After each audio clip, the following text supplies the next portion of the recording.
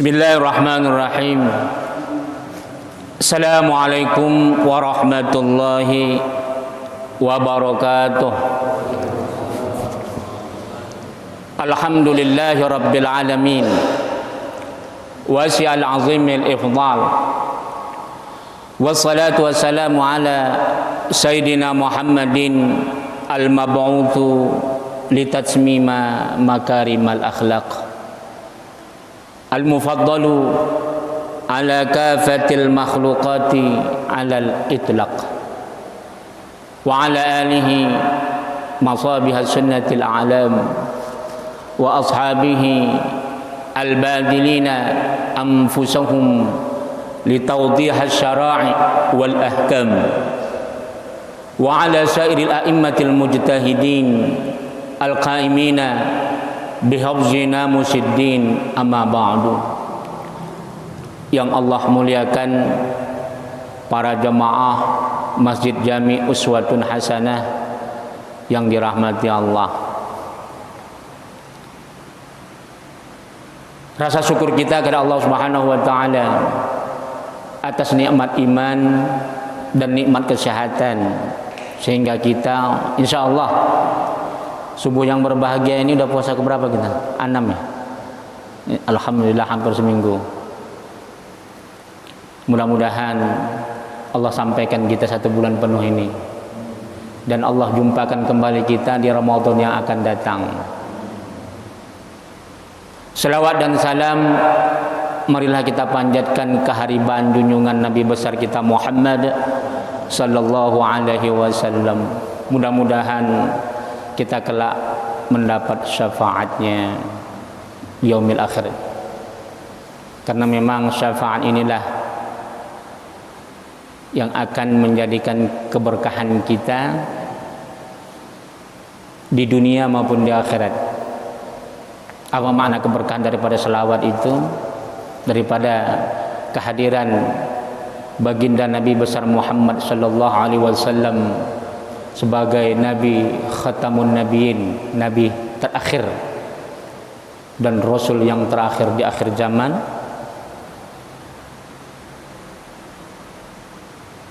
Seluruh umatnya sangat beliau cintai. Di akhir hayatnya beliau tidak pernah melupakan umatnya, selalu ingat kepada umatnya.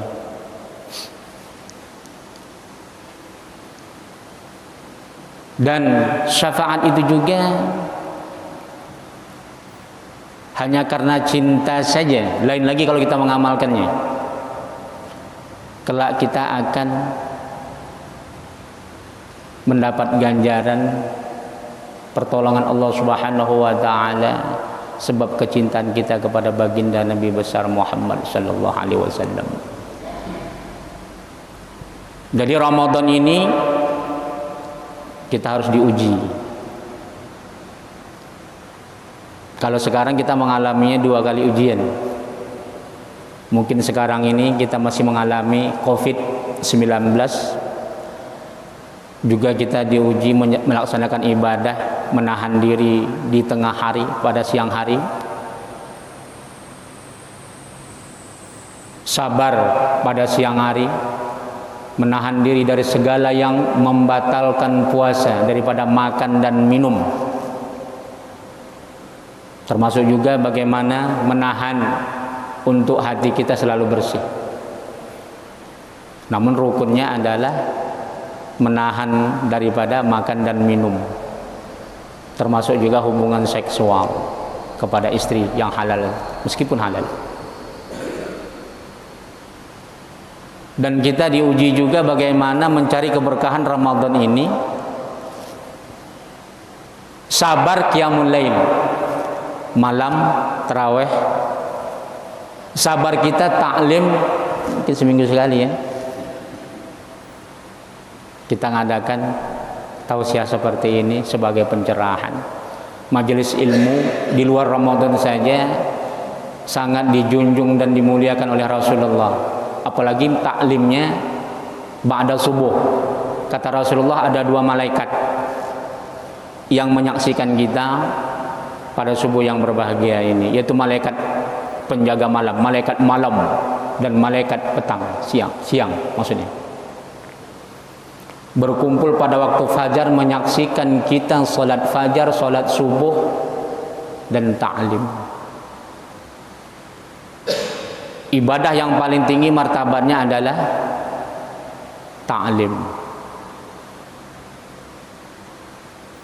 Jadi kalau kata Rasulullah, kullu syai'in babun, segala sesuatu itu ada pintunya. Wa babul ibadah, sedangkan pintu daripada ibadah apa? As-shaum, puasa. Maka martabat ilmu lebih tinggi dari itu lagi malah. Karena tanpa ada ilmu kita nggak paham melaksanakan puasa. Sebelumnya kita bacakan Al-Fatihah dulu. Kita doakan dulu saudara-saudara kita. Mungkin ada yang terkena Covid. Semoga Allah sembuhkan segala penyakit yang dideritanya. Allah berikan kesabaran bagi kita.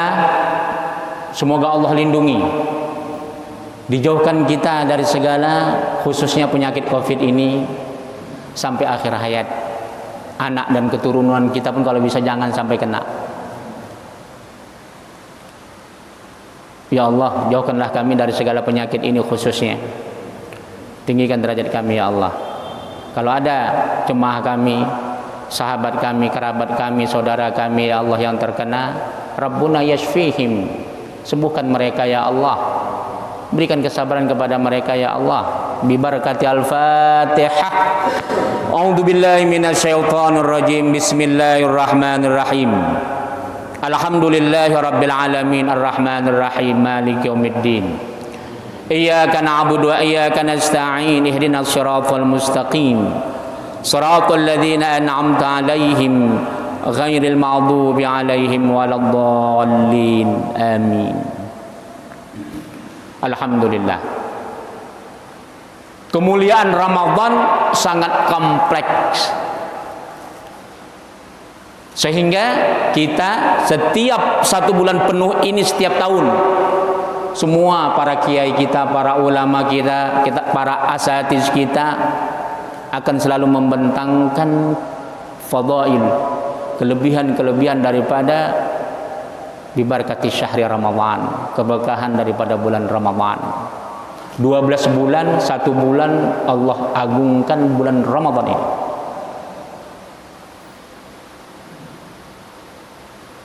Ini akan menjadi bekal kita. Di luar Ramadan 11 bulan nanti yang menentukan itu adalah bagaimana sabar enggak kita pada bulan Ramadan ini. Takarub kepada Allah. Kenapa Allah muliakan Ramadan? Kenapa kita harus sabar untuk mengikuti ibadah maupun kajian pada bulan Ramadan? Karena Allah lipat gandakan amal ibadah kita, perkara-perkara yang sunnah apalagi yang wajib. Apa diantaranya kemuliaan Ramadan? A'udzubillahi minasyaitonirrajim. Bismillahirrahmanirrahim. Syahrul Ramadan alladzi unzila fihil Qur'an hudal linnas wa bayyinatin minal huda wal furqan.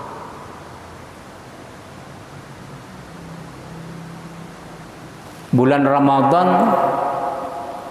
syahrul Ramadan. Kenapa mesti Ramadan diawali dengan syahr, disebut bulannya?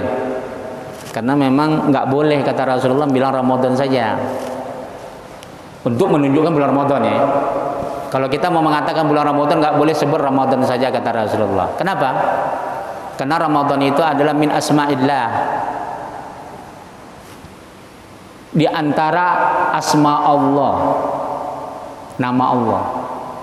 Sama kayak gini, Abdullah, nama kita Pak, nama anak kita, nama tetangga namanya Abdullah, jangan dipanggil Allah ya. Namanya Abdurrahman, ya Rahman, nggak boleh. Namanya Abdul Aziz, ya Aziz, nggak boleh. Itu nama Allah. Jadi setiap mau menyebut Ramadan, syahr Ramadan atau bulan Ramadan. Kalau niatnya untuk menyebut bulan Ramadan. Jadi kata Allah, syahrul Ramadan, pada bulan Ramadan ini Allah turunkan Al-Quran. Ini kemuliaan. Jadi Rasulullah mengatakan Allah turunkan Quran dari Laul Mahfuz itu jumlatan, secara komplit ila sama'id dunya, ke langit dunia itu pada bulan Ramadan. Baru nanti Allah turunkan melalui malaikat Jibril bertahap.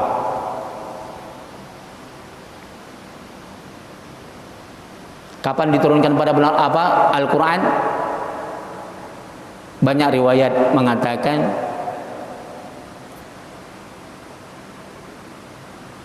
fi asril awakhir, 10 daripada akhir Ramadan. Tapi itu pun tidak ada kepastian di kalangan riwayat hadis. Tapi dalam hadis sahih memang asrul awakhir. Dalam hadis-hadis yang lain juga disebutkan di bawah 20 Ramadan, ada riwayat 17 Ramadan. Yang anehnya Indonesia nuzul Quran pada tanggal 17 Ramadan. Ya.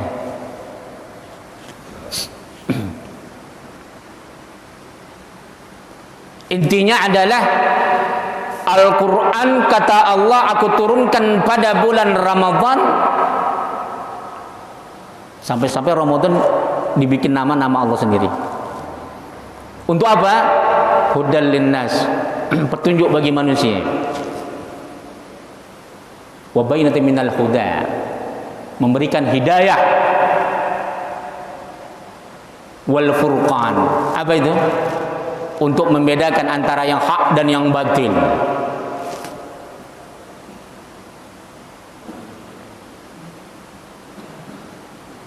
Tanpa Al-Quran kita nggak mengerti mana yang hak, mana yang batil.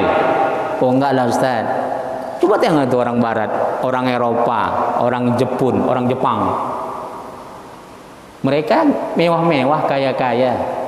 Betul nggak? Kemewahan, kekayaan, kerapian, kecantikan, kebersihan belum tentu dia bisa menjalankan hidayah yang baik. Kita katakanlah Jepang umpamanya terkenal kebersihannya, kerapiannya, tepat waktunya, tapi kan mereka stres juga kan. Artinya banyak yang dilanggar norma-norma kehidupan. Perzinahan bagi mereka nggak berdosa, biasa saja. Minum minuman khamar biasa saja, budaya. Mereka mengatakan mayoritas orang Jepang itu masih SMP sudah nggak perawan. Perjudian bagi mereka biasa saja. Hasad, iri, dengki bagi mereka biasa, bukan dosa. Ya. Ini kenapa Al-Quran sampai menyentuh zahir dan batin? Kenapa Allah jamin Al-Quran menjadi hudan, hidayah?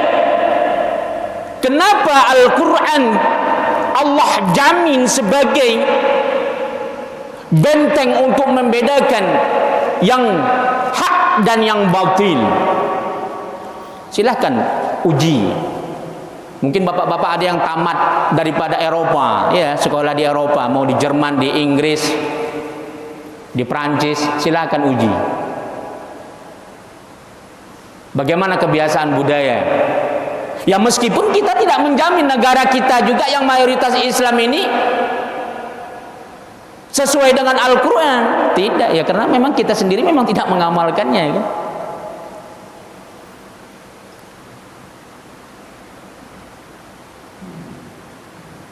Dalam ayat lain Allah sebutkan ya ayuhan nas qad ja'akum mau'izatun min rabbikum wa shifaa'un lin wa hudaw wa rahmatun lil mu'minin qul bi fadlillah wa bi rahmatihi fabidzalika falyafrahu huwa khairum mimma yajma'un.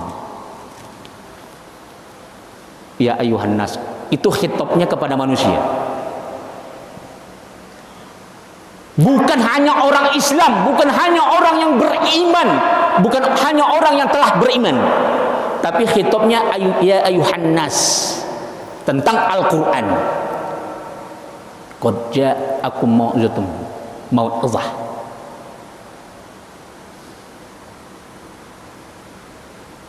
Wahai manusia, kata Allah, aku telah turunkan Al-Quran, aku datangkan Al-Quran, aku anugerahkan Al-Quran kepada engkau.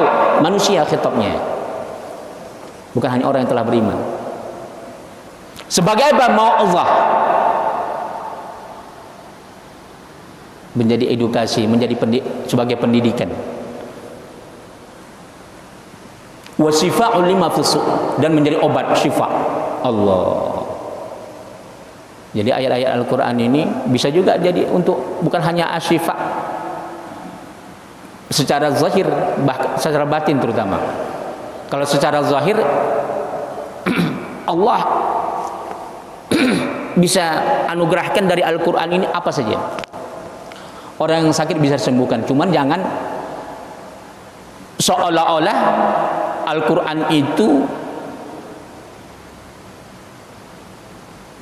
menyembuhkan seluruh penyakit yang zahir secara mutlak.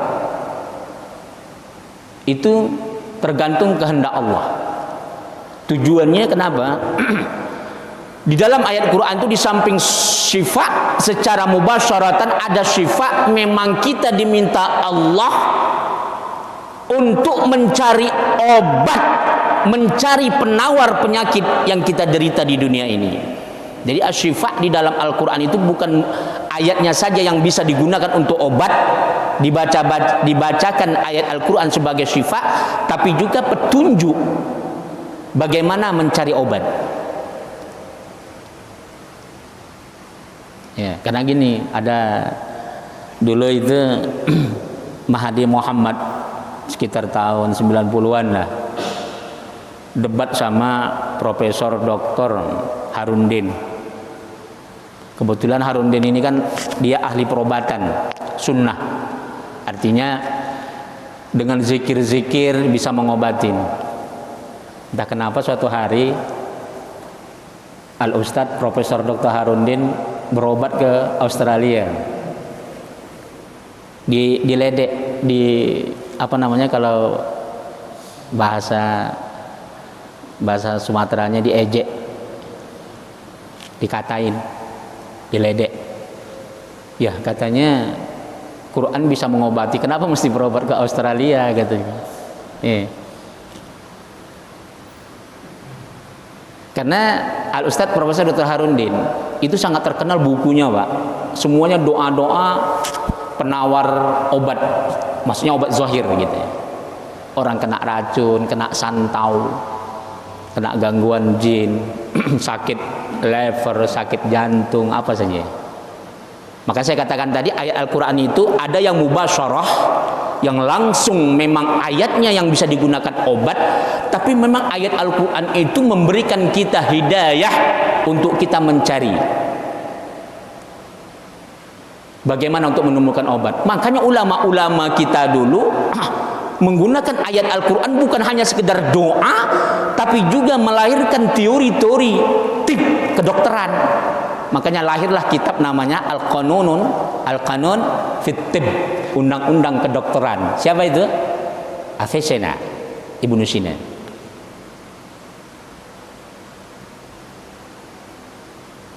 Lahirnya teori-teori riyadhiyat, matematik umpamanya, di antaranya Al-Khawarizmi, dan banyak lagi. Teori-teori filsafat, Averroes, Ibnu Rushd, termasuk juga kedokteran kesehatan Al-Kindi, biologi Hayy bin Yaqzan, dan sebagainya. Banyak lagi. Jadi teknologi modern ini itu semuanya akarnya dari sana. Bagaimana, siapa yang menemukan kompas, yang menemukan angka zero itu dulu Yunani belum menemukan angka 0 itu, baru umat Islam yang menemukannya. Itu semua berakal dari Al-Quran.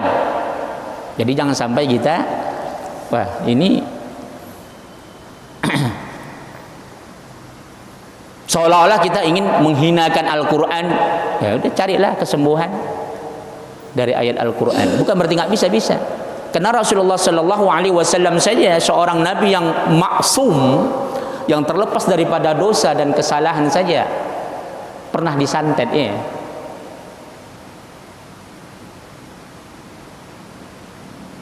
Rasulullah pun tak kebal daripada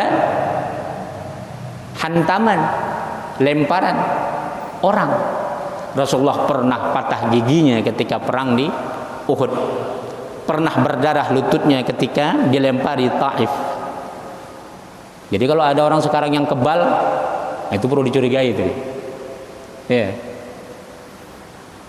Jangan sampai lebih hebat dari Rasulullah. Jadi ayat Al-Quran itu intinya kalau bulan Ramadan ini, bahkan pada bulan Ramadan ini, supaya kita bisa mengagungkan Al-Quran itu sampai-sampai Rasulullah Sallallahu Alaihi Wasallam setiap tahun khusus pada bulan Ramadan mengkhatamkan Quran dengan malaikat Jibril. Makanya disunahkan kita minimal jangan sampai nggak khatam 1 juz minimal ini. Apa dalilnya? Banyak dalam hadis sahih. Rasulullah tadarus Al-Quran dengan malaikat Jibril pada bulan Ramadan. Jadi hudan wa hudan, jadi syifa'ul lima fis sudur wa hudan wa rahmah, hidayah dan rahmat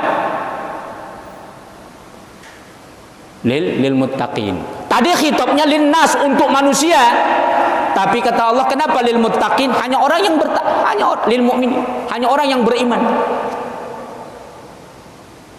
Hanya orang yang berimanlah mereka yang mendapat rahmat, dan mereka yang bisa menemukan kelebihan-kelebihan daripada Al-Quran.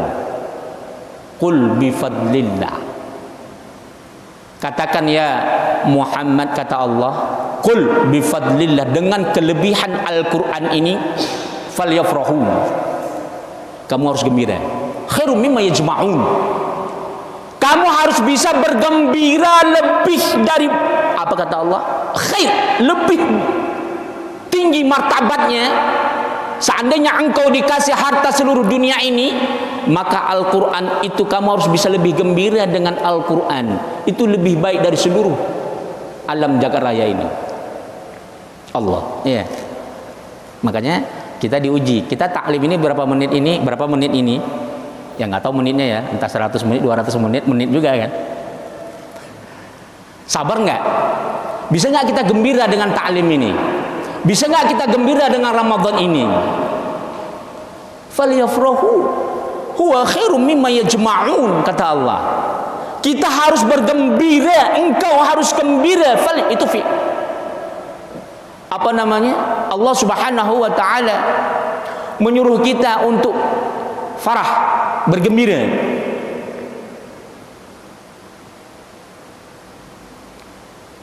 Bukan kita gembira terhadap perkara dunia saja, tapi inti dari ayat ini kita harus bisa lebih gembira, karena Allah sandingkan dengan seluruh kenikmatan dunia ini, maka kenikmatan Al-Quran ini lebih tinggi. Jadi kalau sempat Allah sebut falyafrahu wa khairum mimma yajma'un, maka gembiralah kamu terhadap Al-Quran yang telah aku turunkan.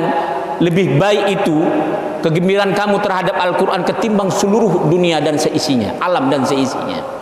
Tapi ternyata kita nggak gembira. Aduh, susah saya Ustaz, miskin kali hidup nih ya. Bagaimana mau gembira? Sakitku banyak, jadi daripada aku sakit, datanglah ke masjid supaya jangan sakit ya. Disinilah kita diuji keimanan kita. Ramadan ini Allah turunkan Al-Quran sebagai petunjuk dan membedakan yang hak maupun yang batin. Makanya zahir manusia selalu melihat perkara-perkara yang hanya instan, yang mereka hanya melihat kemegahan dunia, rezeki itu adalah mal, harta.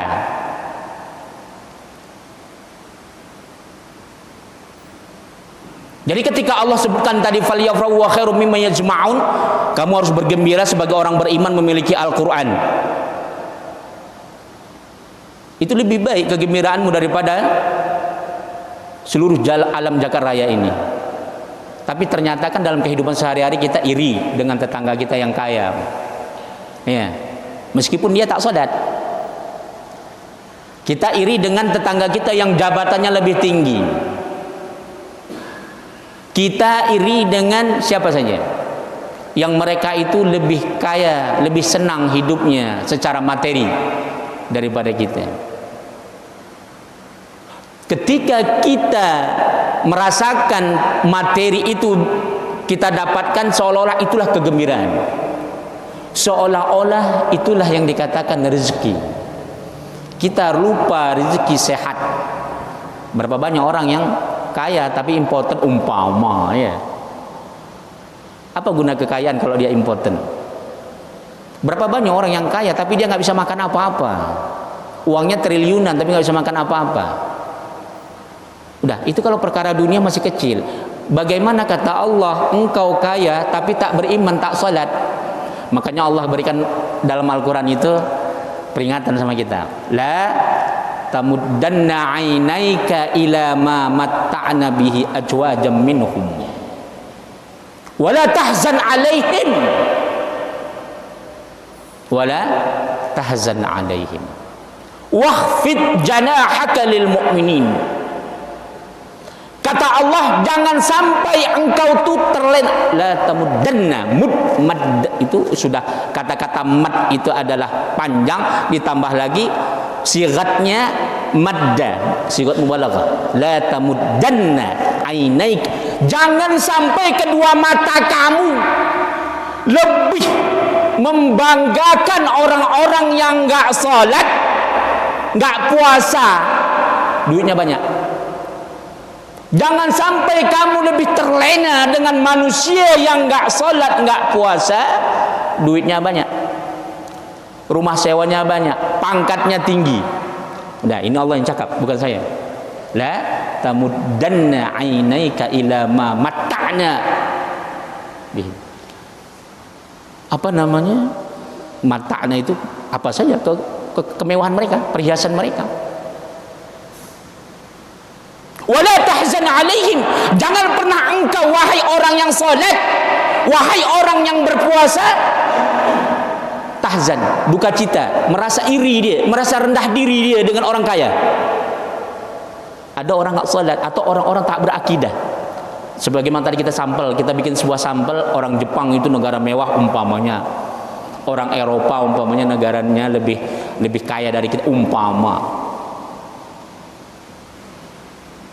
Wala tahzan alaihim, kamu jangan pernah duka cita dengan orang kaya, enggak salat dia, enggak puasa dia.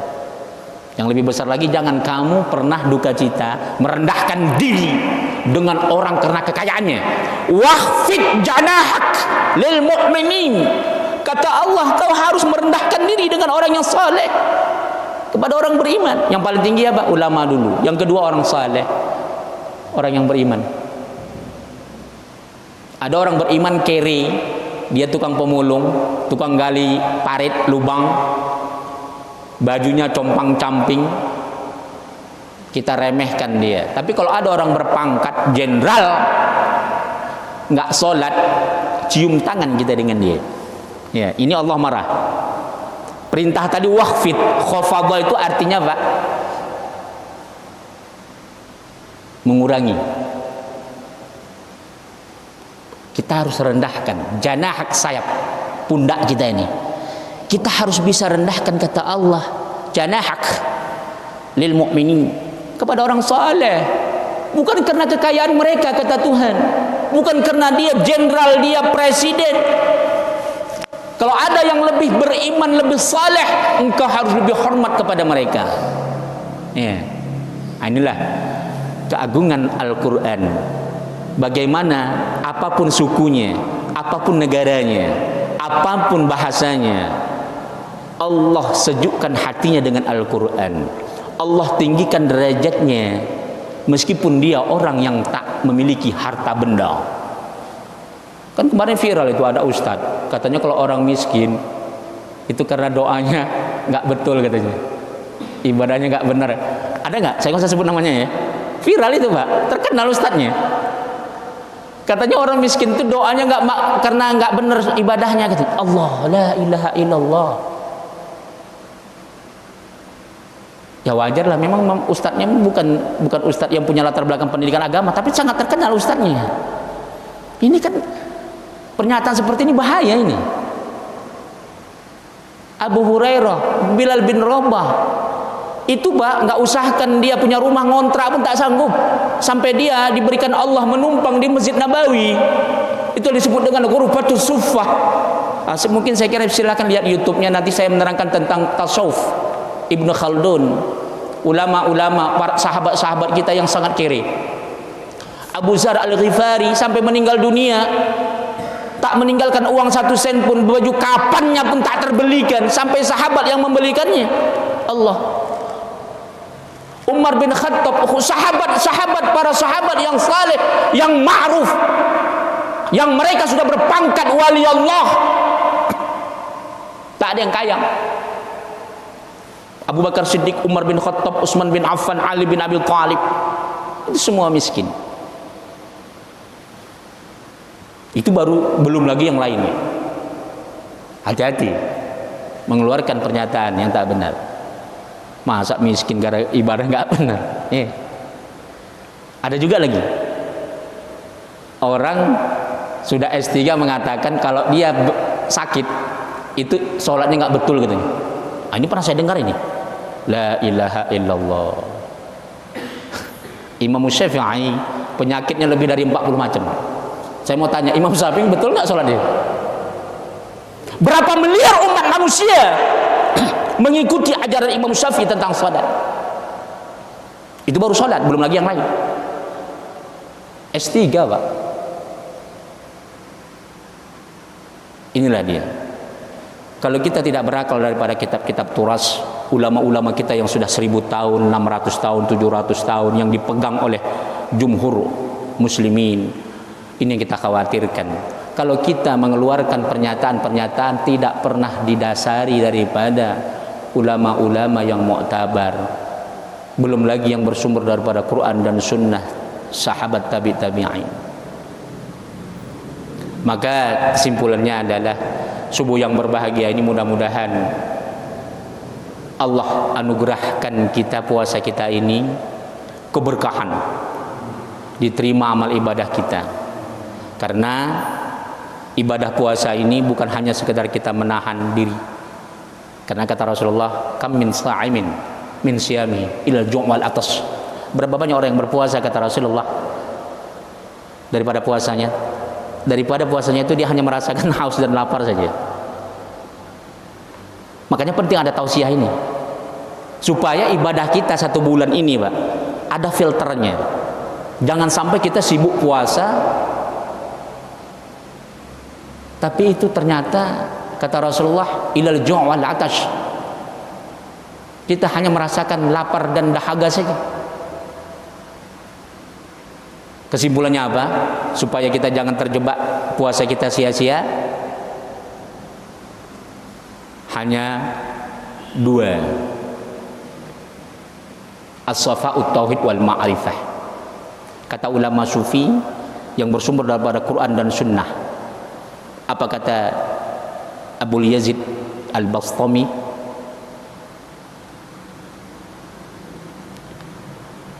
Ahwal dan maqamat. Terakhir daripada kuliah kita ini, itu kuncinya. Baik perkara dunia kita, terkhusus perkara hati kita. Ahwal dan maqamat. Imam Asyibli dan para ulama-ulama wali Allah dan para ulama sufi tidak pernah meninggalkan setiap nasihatnya kepada umatnya ahwal. Apa itu ahwal? Al-musafiyatul lin-nafs, membersihkan rohnya. Kemudian al-muzakkiyatul lin-nafs atau musafiyul lin-nafs, kedua al-musaffir lil qalb, membersihkan hati, membersihkan roh atau jiwa. Jadi sebenarnya roh itu kalau dalam bahasa Arab bisa disebut akal, bisa disebut nafsu. Jadi an-nafs itu bisa akal, bisa roh. Bagaimana kita bisa membersihkan roh dan jiwa kita? Inilah dia. Yang ketiga apa? Lil amal saleh, amal soleh. Ini diantaranya ta'lim. Maka kalau pincang diantara yang tiga ini, amal soleh dia kuat, tapi membersihkan roh dan hatinya enggak, ini sia-sia ini. Ini akan runtuh semua. Ahbatu a'malu. Ini akan bisa runtuh amal ibadahnya. Makanya nggak bisa dipisahkan ini. Amal saleh, al-muzakkiyatu lin-nafs atau tazkiyatun nafs, membersihkan roh, jiwa kita, akal kita. Kemudian al-musaffi, musaffitul qalb, membersihkan hati. Maka di sana kita akan bisa menuju kebersihan tauhid dan ma'rifah kepada Allah Subhanahu wa taala. Sehingga puasa kita akan menjadi dilihat dari situ. Dari tiga ini makomnya. Makom puasa kita akan dilihat kebersihan hati kita. Hasad, iri, dengki, busuk hati, berprasangka buruk, nggak sabar. Maka makomat di situ akan melihat. Makom puasa kita akan dilihat dari yang tiga ini. Bagaimana amal soleh kita? Jangan sampai puasa sholat wajib enggak, rendah. Itu akan rendah sekali martabat puasanya. Jangan sampai dia puasa sholat tarawihnya enggak, baca Qur'annya enggak. Maka makomannya sesuai dengan makom itu level, sesuai dengan level dia. Sejauh mana level dia untuk bisa meninggikan martabat Ramadannya. Jadi tiga itu ya. Wallahu taala alam bisawab. Itu saja. Kalau ada pertanyaan silakan. Kalau enggak kita tutup. Silakan. Assalamualaikum warahmatullahi wabarakatuh. Assalamualaikum. Ustaz, di saat menjelang Idul Fitri ini bagaimana cara mengubah mindset masyarakat pada saat pemberian zakat fitrah kepada warga miskin? Karena banyak sekali kesalahan-kesalahan pemberian zakat itu kepada orang yang tidak berhak untuk menerimanya. Satu itu. Kedua, bagaimana juga merubah mindset daripada orang-orang saat menjelang Lebaran atau Idul Fitri. Apa tadi? Banyak di saat menjelang hari raya atau Idul Fitri nanti, kebanyakan orang-orang kita itu memberikan sesuatu atau itu berupa transfer atau apa kepada orang yang mempunyai dibanding kepada orang miskin. Pada orang miskin itu lebih mementingkan hal itu. Bagaimana caranya itu? Assalamualaikum warahmatullahi wabarakatuh. Waalaikumsalam warahmatullahi wabarakatuh. Alhamdulillah, Allahumma sholli ala sayyidina Muhammad. Jadi khusus untuk zakat fitrah sudah boleh dari awal Ramadan. Ini memang sering kejadian, tapi memang saya kira udah bertahun-tahun juga mendengarkan nasihat nggak mau didengarin. Karena sudah terbiasa mereka mencatat nama-nama yang berhak yang menerima zakat fitrah itu namanya sudah mereka tulis bertahun-tahun. Sementara orang yang mereka catat nama itu sudah berubah nasib hidupnya. Ada yang menjadi kaya, ada yang kaya jadi miskin. Tapi yang dapat itu terus. Nah, ini sebenarnya bebal ini otaknya nih. Dari nasihatin nggak mau juga. Dan ditanya kenapa dikasih juga yang sudah kaya. Segan Ustaz, dulu tahun lalu dapat katanya. Jadi nggak enak kalau tahun ini nggak kita kasih. Jadi kita mengajarkan bertahun-tahun dalilnya itu. Kita sudah capek mengatakan haram hukumnya zakat itu salah kasih. Haram. Berdosa yang memakannya, berdosa yang memberikannya. Begitu membantah sama saya. Segan Ustaz, tahun lalu dikasih, tahun ini nggak dikasih nggak enak katanya. Ini kan berarti nggak taat dengan ajaran ini kan. Kalau udah begini udah nggak bisa dinasihatin lagi nih. Makanya saya biarkan aja. Udahlah, bantai lah situ kan. Kalau kata orang Melayu Medan, lantak dia lah situ katanya. Gimana kita nasihati bertahun-tahun nggak bisa juga. Maka kita harus tegas, mau dia keluarga kita, mau dia tetangga kita, mau dia teman kerabat kita, kalau dia mampu jangan makan zakat. Jangan kasih zakat, tegas saja. Jadi zakat itu dari 8 asnaf yang paling utama diutamakan orang fakir, kedua orang miskin, baru yang lainnya. Kemudian amil ya, karena tanpa amil nggak bisa terbagi zakat. Jadi amil jangan sampai ini orang ini ikhlas nih katanya, terakhir amilnya nggak dikasih, berkeringat dia 24 jam pagi sore siang malam 1 bulan penuh nggak dikasih apa-apa. Dan amil harus lebih, ya, amil harus lebih dikasih. Tapi bukan berarti dia harus meminta, memaksa, tidak. Tapi kita sebagai panitia harus mengerti siapa yang paling banyak bekerja, yang paling banyak keringatnya keluar, dikasih lebih dia. Jadi amil dan orang fakir dan miskin. Selebihnya itu baru silakan asnaf yang lainnya. Itu yang lebih utama. Jadi jangan sampai salah. Karena ini kesalahan zakat ini bukan hanya orang awam, bahkan pejabat negara pun terlibat dalam kesalahan ini. Bahkan dulu pernah, selalu saya sindir itu, pejabat tinggi negara pernah membagikan zakat sampai mati masyarakatnya ada. Padahal zakatnya dikasih cuma 50.000. 1.000 orang dikasih 50.000, antri dari pagi, dari subuh sampai siang. Ada yang mati. Nah, ini salah. Banyak kesalahan-kesalahan zakat, insya Allah mungkin nanti di waktu yang lain kita akan bentangkan. Saya kira sudah banyak saya bentangkan. Banyak juga zakat jangan samakan kayak sedekah ya. Jangan sampai zakatnya umpamanya sudah sampai nisab haul. Kita katakanlah umpamanya 85 gram emas murni, kalau kita genapkan 50 juta, 1,5 juta umpamanya. Jangan sampai 1,5 juta dibagi 200 orang. Ya. Yeah. Ini ada nih Pak, 300.000 dikasihnya. Beda zakat fitrah. Zakat fitrah pun begitu. Harus sesuaikan dengan kemampuan masyarakat apa kita, orang miskin kita. Jangan sementang zakat fitrah 20.000. Pernah dulu saya lihat 20.000 ngasih orang miskin Pak. Ya Allah ya Tuhan, rokok pun tak dapat itu. Rokok seminggu maksudnya nggak dapat 20.000. Yang benar-benar lah ngasihnya. Apalagi zakat harta. Zakat harta jangan sampai 1,5 juta dibagi 20 orang, 30 orang. Wa yamna'unal ma'un. Ukurannya adalah bagaimana kita terasa berat memberinya.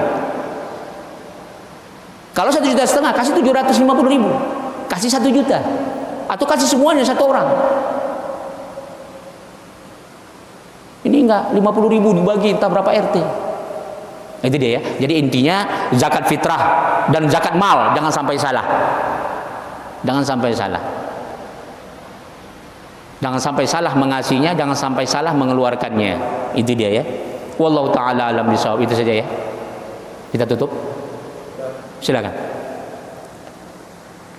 Ini mengenai zakat yang tadi, kalau kita salah memberi atau orang salah menerima, bukan pahala, itu dosa. Tapi yang saya lakukan selama ini, misalnya saya harus zakat ke satu daerah. Satu daerah itu biasanya hampir semua penduduknya itu memang mengasih nama. Ngasih nama? Mengasih nama. Ini yang menerima zakat. Misalnya satu daerah ada 80 kakak gitu kan. Nah 80 kakak ini kan kita nggak tahu dia mampu, mana yang mampu, mana yang enggak. Kalau nggak dikasih, biasanya kalau daerah itu kalau ke Sumatera, kalau nggak dikasih jadi omongan. Jadi kita terpaksa ngasih rata semua. Nah itu bagaimana? Itu aja. Takutnya kita kalau menurut Ustaz waktu itu bahwa tadi apa bilangnya salah sasaran itu dosa. Nah lebih baik kan kita nggak usah terlebih kan? Itu aja. Iya. Jadi kalau kita takut nanti diomongin orang nggak mengeluarkan zakat fitrah atau tidak membagi zakat fitrah kepada siapa saja, meskipun orang itu sudah ditentukan, ternyata ada orang kaya, kalau dia gara-gara itu nggak mengeluarkan zakat takut dosa, lebih dosa lagi. Orang nggak berzakat, dosanya itu mengerikan dunia akhirat. Yauma yuhma fi nari jahannama fatukwa biha jibahum wa junubuhum wa zuhuruhum. Hati-hati. Orang nggak mengeluarkan zakat, kata Allah, akan digosok nanti. Gosokan itu terbuat dari yang kita simpan, harta yang tak kita keluarkan. Harta zakat yang tidak kita keluarkan akan menjadi gosokan api neraka, menggosok jidat kita, lambung kita dan punggung kita. Apa kata Allah? Fadzuqu adzab bima kuntum taknizun. Rasakan engkau, kata Allah, itulah dari harta yang kau simpan selama di dunia. Jadi bukan itu alasannya. Kita harus tegas. Kita nggak boleh takut, jangan gengsi, jangan jaim. Masa takut kita dihina orang gara-gara kita menegakkan yang hak? Ya kita mesti jadi pemimpin. Makanya Rasulullah Sallallahu Alaihi Wasallam, kenapa Abu Dzar Al-Ghifari dan banyak sahabat yang lain ketika menawarkan, ya Rasulullah, kalau bisa aku jadi gubernur, bisa nggak aku jadi gubernur di Mesir? Kata Rasulullah, jangan. Kata Rasulullah, jangan meminta-minta, jangan meminta jadi pemimpin. Kecuali kalau ditunjuk. Udah, apa maksudnya itu? Rasulullah mengatakan itu hanya khusus kepada orang dia tahu ini soleh banget nih, orangnya lembut kali, nggak tegas. Beda kayak Umar bin Khattab, beda kayak Amr bin As. Makanya Amr bin As jadi muhafiz, jadi gubernur di Mesir. Kalau mentalnya macam Abu Dzar Al-Ghifari, orangnya wara, orangnya tawadu, lembut. Subhanallah. Disakitin orang pun dia tidak mau balas, ditipu orang pun dia diam aja. Nah, ini nggak bisa jadi pemimpin. Nah, itu dia.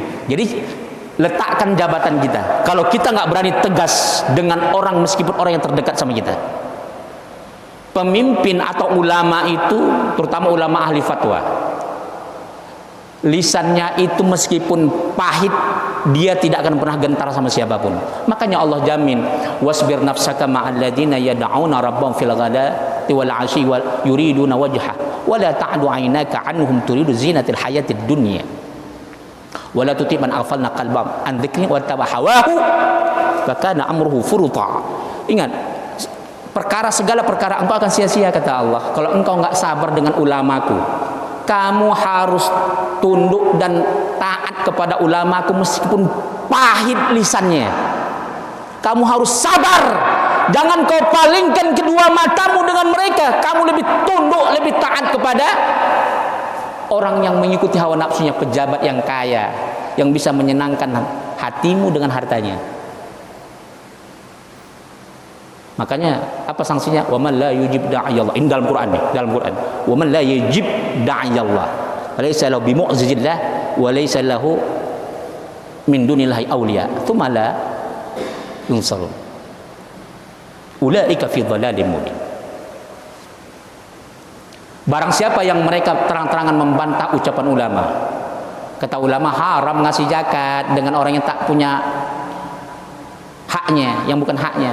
Dibantahnya, alah ustaz ini ngomong aja taunya gitu.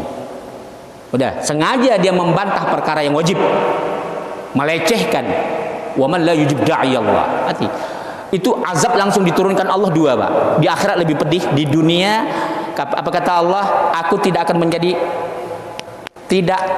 menjadi penolongmu, dan kau akan Allah timpakan, tergantung kepada penghinaan dia terhadap ulama yang memberikan ajaran yang wajib, ajaran amar ma'ruf nahi munkar. Tergantung tinggi rendahnya penghinaan dia. Semakin tinggi dia menghina orang saleh, maka semakin tinggi azab dia di dunia. Itu langsung Allah jamin di dunia. Hati-hati itu. Jadi kita harus tegas. Kalau kita nggak mampu tegas, jangan mau ditunjuk jadi amil, ya. Pak, saya lembut kali, nggak usahlah jadi amil. Tapi kalau ngangkat barang, bolehlah. Tapi kalau untuk ngatur siapa orangnya saya nggak berani. Kalau ngangkat saja bisa lah, gitu kan. Jadi tukang ngangkat barang boleh lah, ngangkat beras ya kan, ngasih duit. Tapi kalau untuk menentukan orangnya harus tegas. Jangan takut dihina orang. Kita harus takut dengan azab Allah. Percayalah, amil itu besar pahalanya. Kita sebagai pemimpin, pahalanya 2 kali lipat. Jadi imam sholat juga pahalanya 2 kali lipat. Tapi kalau dia salah, sengaja salah, bodoh memaksakan diri jadi imam, baik imam sholat atau imam dunia, perkara dunia, yauma tuqallabu ujung finnar.